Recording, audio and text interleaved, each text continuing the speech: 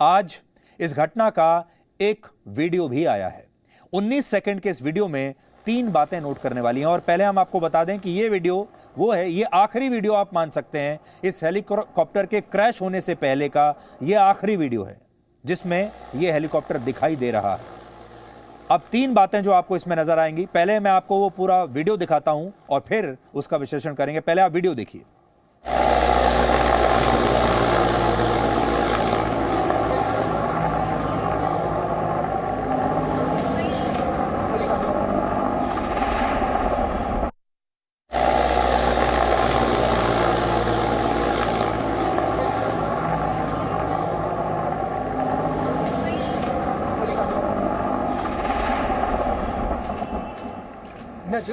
உடஞ்சிச்சா?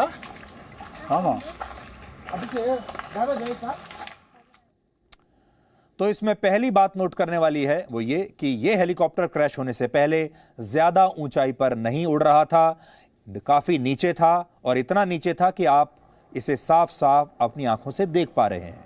तो पहली बात तो ये आई कि ज्यादा ऊंचाई पर नहीं उड़ रहा था, बहुत नीचे था। दूसरी बात ये कि कुछ ही सेकंड में यह हेलीकॉप्टर घने बादलों के बीच छिप जाता है। देखिए आपकी स्क्रीन पर है, यह हेलीकॉप्टर बहुत नीचे है और इसके बाद अचानक से यह घने बादलों में छिप गया और फिर आंखों से ओझल हो गया। लेकिन तीसरी बात यह कि कुछ दूर जाने के बाद इस हेलीकॉप्टर के इंजन की आवाज अचानक से बंद हो जाती है। एक बार फिर से देखिए कैसे इसकी आवाज अचानक से बंद हुई।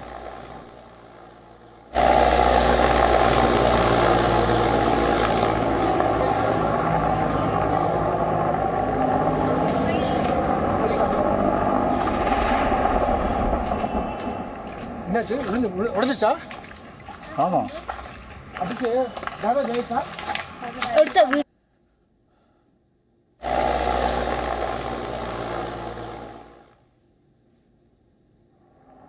ये दुर्घटना से पहले का आखिरी वीडियो है और आप देख सकते हैं कि जो लोग यहां पर हैं ये भी आखिर में कुछ हैरान से हो जाते हैं ये सोचकर कि अभी तक तो इस हेलीकॉप्टर के इंजन की इतनी जबरदस्त आवाज आ रही थी, लेकिन अचानक से वो आवाज बंद हो जाती है।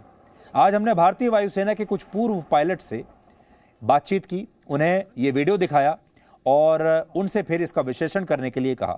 ये वो पायलट्स हैं जो इसी हेलीकॉप्टर को यानी मी-17 को उड़ा चुके हैं, जिन्हें इस हेलीकॉप्टर पर काम करने का एक लंबा तजुर्बा है, इसे उड़ाने का लंबा तजुर्बा है। और इस दौरान हमें पता चला कि ये हेलीकॉप्टर शायद लो ड्रिफ्टिंग क्लाउड्स की वजह से नीचे आया था। वो क्या होता है अब आपको बताते हैं।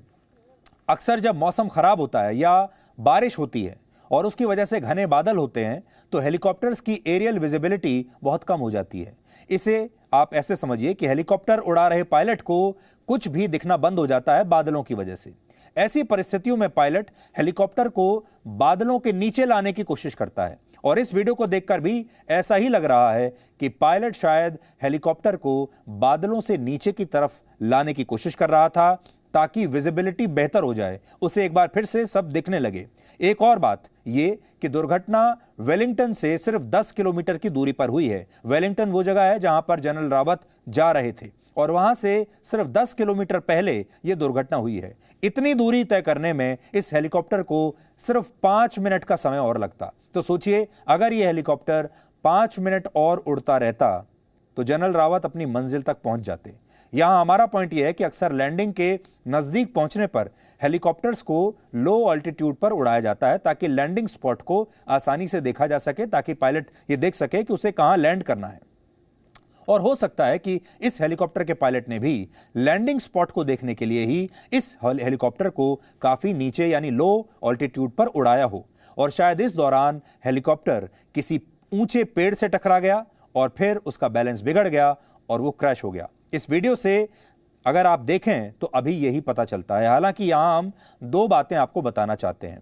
पहली बात, यह कोई मामूली हेलीकॉप्टर नहीं था, यह 2 इंजन वाला हेलीकॉप्टर था और इसकी सबसे बड़ी खासियत यह थी कि अगर इसके दोनों इंजन फेल भी हो जाएं तब भी यह हेलीकॉप्टर क्रैश नहीं करेगा, तब भी आसानी से लैंड कर सकता है। और वो ऐसे कि ऐसी स्थिति में यह हेलीकॉप्टर खुद को एक पैराशूट के रूप में ढाल लेता है। जैसे पैराशूट अपने आप नीचे लैंड कर जाता है, ठीक वैसे ही यह हेलीकॉप्टर तकनीकी खामी होने पर, दोनों इंजन्स फेल होने पर भी आसानी से लैंड कर सकता है। इसलिए बड़ा सवाल यह है कि फिर यह हेलीकॉप्टर क्रैश कैसे हुआ। मान लीजिए अगर इसमें तकनीकी खराबी आ भी गई, दोनों, एक नहीं दोनों इंजन्स फेल भी हो गए, तो भी यह हेलीकॉप्टर आसानी से लैंड कर सकता था, लेकिन क्यों नहीं किया।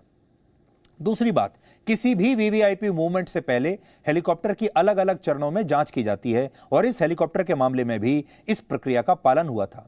क्रैश से पहले इस हेलीकॉप्टर ने 26 घंटे की उड़ान भरी थी और इस दौरान इसमें कोई भी कमी या खामी दिखाई नहीं दी। लेकिन फिर कल जनरल बिपिन रावत और उनकी पत्नी को वेलिंगटन ले जाते समय यह अचानक क्रैश हो गया। इसलिए यहां निष्कर्ष यही निकलता है कि या तो पायलट से कोई गलती हुई है, उससे कोई चूक हुई है, या इसके पीछे कोई षड्यंत्र भी हो सकता है। यह कहना अभी थोड़ी जल्दबाजी होगा, लेकिन आज इसके बारे में सोचना बहुत जरूरी है। और कल भी हमने आप ये बात कही थी कि ये बातें सवाल तो जरूर उठाती हैं कि हम अपने देश के सबसे बड़े जनरल को हम 50 किलोमीटर की यात्रा सुरक्षित रूप से नहीं करवा पाए।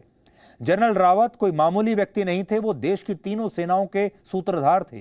कश्मीर घाटी में आतंकवादियों के खिलाफ ऑपरेशन ऑल आउट उन्होंने चलाया था और वो पाकिस्तान की खुफिया एजेंसी आईएसआई और चीन के खिलाफ खुलकर बोलते थे। यानी उनके बहुत सारे दुश्मन थे, उन्होंने बहुत सारे दुश्मन बना लिए थे, अंदर भी और बाहर भी, और वो पाकिस्तान और चीन के लिए हमेशा से खतरा रहे हैं। इसलिए इस मामले में अब दो थ्योरी भी सामने रखी जा रही हैं। पहली थ्योरी ये कह रहे हैं लोग कि हेलीकॉप्टर में ब्लास्ट के पीछे कुछ और वजह भी हो सकती है। यह आशंका है कि इसमें हो सकता है बम प्लांट कर दिया गया हो। हालांकि ये अभी जांच का विषय है और यह बात गलत भी हो सकती है, लेकिन जांच तो बहुत जरूरी है ही। दूसरी थ्योरी यह है कि हो सकता है कि इस हेलीकॉप्टर पर लेजर अटैक हुआ हो। पहले केस में यानी बॉम्ब ब्लास्ट में पायलट और एयर ट्रैफिक कंट्रोल के बीच कोई संवाद नहीं हो पाता और सब कुछ अचानक हो जाता है। अब क्योंकि यह इलाका श्रीलंका के आतंकवादी संगठन LTTE यानी liberation tigers of Tamil Eelam का गढ़ रहा है, तो इस बात की भी आशंका जताई जा रही है कि हो सकता है इस हमले के पीछे LTTE का कोई स्लीपर सेल हो। हालांकि जैसा हमने आपको कहा, जांच से पहले कुछ भी पुख्ता रूप से कहा नहीं जा सकता। ये सिर्फ थ्योरीज हैं, ये सिर्फ आशंकाएं हैं, और हम भी यही कहेंगे कि भगवान करे ये सब आशंकाएं गलत हो। लेकिन ये सोचने वाली बात है कि ये हेलीकॉप्टर उसी जगह पर क्रैश हुआ है जो जगह एक जमाने में LTTE का गढ़ रही है। दूसरे केस में यानी लेजर अटैक की स्थिति में अगर किसी हेलीकॉप्टर पर high beam laser light flash की जाए और इसकी वजह से पायलट को दिखना बंद हो जाए, तो ऐसी स्थिति में भी हेलीकॉप्टर कई बार क्रैश हो सकता है। दुनिया में इस तरह के कई हमले पहले भी हो चुके हैं। अब आपको उस ब्लैक बॉक्स के बारे में बताते हैं जो यह बता सकता है कि दुर्घटना के समय आखिर क्या हुआ होगा, क्योंकि हमने आपको बताया यह षड्यंत्र भी हो सकता है, ये कोई तकनीकी खराबी भी हो सकती है हेलीकॉप्टर की, और यह भी हो सकता है कि पायलट ने कोई गलती की हो। तो कैसे पता चलेगा कि क्या हुआ? तो इसका जवाब सिर्फ ब्लैक बॉक्स में छिपा हुआ है। आज जब कुन्नूर में घटनास्थल से हेलीकॉप्टर के मलबे को हटाया जा रहा था, उस समय पुलिस और भारतीय वायुसेना को यह ब्लैक बॉक्स बरामद हो चुका है। ब्लैक बॉक्स ब्लैक रंग का नहीं होता, काले रंग का नहीं होता। इसका नाम ब्लैक बॉक्स जरूर है, लेकिन यह ब्लैक नहीं होता। असल में यह ऑरेंज यानी नारंगी रंग का होता है, ताकि हादसे के बाद जब जांच टीम घटनास्थल पर पहुंचे तो यह बॉक्स दूर से ही नजर आ जाए। जब कभी कोई विमान हादसे का शिकार होता है, कोई प्लेन या हेलीकॉप्टर क्रैश होता है, तो उसमें बहुत कम चीजें ऐसी होती हैं जो सुरक्षित बचती हैं। ऐसी स्थिति में किसी भी विमान के क्रैश होने की सही जानकारी कभी मिल नहीं पाती। इसलिए सभी विमानों में और हेलीकॉप्टर्स में एक ब्लैक बॉक्स रखा जाता है, और यह बॉक्स टाइटेनियम धातु से बना होता है, जो कि बहुत मजबूत धातु मानी जाती है। अब इस ब्लैक बॉक्स में दो तरह के डिवाइस होते हैं। एक है कॉकपिट वॉइस रिकॉर्डर, जिसे आप CVR कहते हैं, और दूसरा है डिजिटल फ्लाइट डेटा रिकॉर्डर। ये दो तरह के रिकॉर्डर्स हैं। कॉकपिट वॉइस रिकॉर्डर का काम होता है विमान के कॉकपिट में होने वाली पायलट और उसके सहयोगियों के बीच की बातों को रिकॉर्ड करना। इसके अलावा इसमें वो कमांड्स भी रिकॉर्ड होती हैं जो उड़ान के दौरान कॉकपिट में मौजूद यानी पायलट्स और एयर ट्रैफिक कंट्रोल एक दूसरे को देते हैं। यानी जो पायलट्स और एयर ट्रैफिक कंट्रोल के बीच जो भी संवाद हो रहा है वो सब इसमें रिकॉर्ड होता है। इसका मतलब है कि दुर्घटना से पहले पायलट ने क्या कहा, दूसरे क्रू मेंबर्स क्या बता रहे हैं, वो क्या बातचीत कर रहे हैं, एयर ट्रैफिक कंट्रोल से क्या बातचीत हुई है, वो सब कुछ इसमें रिकॉर्ड होगा। इससे पता चलता है कि पायलट को दुर्घटना से पहले हेलीकॉप्टर में क्या परेशानी दिखी होगी, उसने क्या कहा था और इस दुर्घटना का और क्या कारण रहा होगा। इसी तरह से डिजिटल फ्लाइट डेटा रिकॉर्डर का काम होता है विमान की गति, उसकी ऊंचाई, उसके इंजन और ईंधन समेत 90 प्रकार की जानकारियों को डेटा के रूप में स्टोर करके रखना।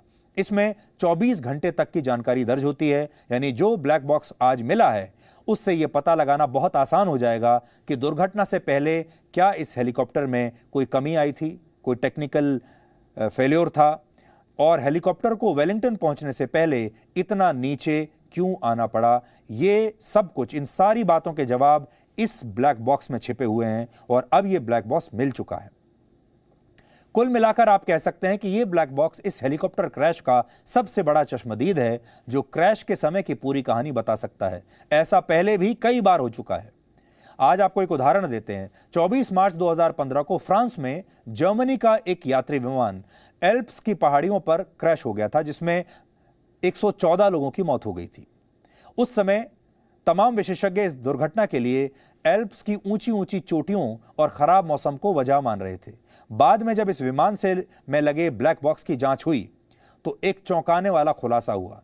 ब्लैक बॉक्स से यह पता चला कि इस यात्री विमान के मुख्य पायलट ने अपने सहयोगी पायलट को पहले कॉकपिट से बाहर भेज दिया और फिर कॉकपिट को अंदर से बंद करके विमान को जानबूझकर पहाड़ों पर उसने क्रैश करा दिया, क्योंकि वो एक सुसाइड मिशन पर था।